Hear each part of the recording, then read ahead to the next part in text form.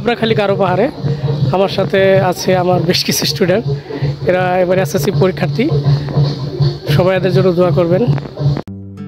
গাবড়াখালী গারো পাহাড়টি ময়মনসিংহ জেলার হালুয়াঘাট উপজেলার মধ্যে অবস্থিত। আর আজকে আমি যাত্রা শুরু করেছি নালতেবাড়ি উপজেলা থেকে। আর নালতেবাড়ি উপজেলা থেকে গাবড়াখালী গারো পাহাড় অলমোস্ট 36 কিলোমিটার দূরে হতে পারে। গেটের মধ্য দিয়ে প্রবেশ করতেছি। গেটটি দেখতে চমৎকারই লাগতেছিল। এটি হচ্ছে প্রধান গেট এবং এখানেই টিকিট নিয়ে প্রবেশ করতে হবে। তো আমরা টিকিট নিলাম। প্রবেশের পরই হাতের বাঁ পাশে বাস স্ট্যান্ড দেখতে পাওয়া যায়, এখানে বাসগুলো রাখা যায়। বাসের সাথে সাথে এখানে মোটর সাইকেল রাখার জন্য বিশেষ ব্যবস্থা রয়েছে। প্রবেশের পরপরই এরকম দৃশ্য দেখতে পাওয়া যায়।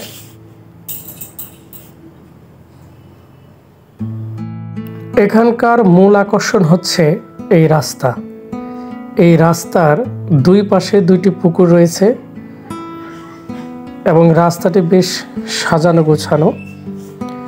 এই রাস্তা এবং পুকুরটাই মূলত এখানকার মূল সৌন্দর্য। দূর থেকে দেখলে এই রাস্তাটিকে বেশ সুন্দর লাগে। পুকুর এবং রাস্তাটি মিলে অনেকটা এরকম সৌন্দর্যের সৃষ্টি করেছে। এখানে একটি পুকুরে প্যাডেল বোর্ডেরও ব্যবস্থা রয়েছে, যেখানে আপনারা উঠে এই পুকুর ঘুরে দেখতে পারবেন।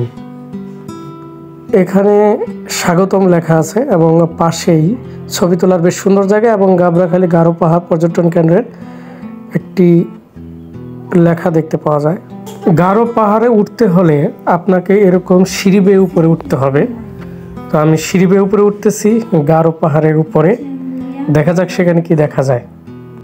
পাহাড়ের উপরে এরকম বসার জন্য ছাউনি রয়েছে। আর গারো পাহাড়ের উপর থেকে ওপারে ভারতের পাহাড় দেখা যাচ্ছে এবং বাংলাদেশ ভারত সীমান্ত অর্থাৎ কাঁটাতারের বেড়া দেখা যাচ্ছে। পাহাড়ের চূড়ায় এক ছোট ব্যবসায়ী এরকম দোকান দিয়ে বসে আছে, খুব সুন্দর। এবং এই ছোট ব্যবসায়ীর কাছ থেকে আমরা বড়ই কিনে খেয়েছিলাম। এবার বাড়ি ফেরার পালা, তাই গারো পাহাড় থেকে নিচে নেমে আসতেছি। এই ছিল গাবড়াখালী গারো পাহাড় ভ্রমণ। আপনারাও আসতে পারেন। আশা করি ঘুরে আপনাদেরও অনেক ভালো লাগবে এবং থ্যাঙ্কস ফর ওয়াচিং।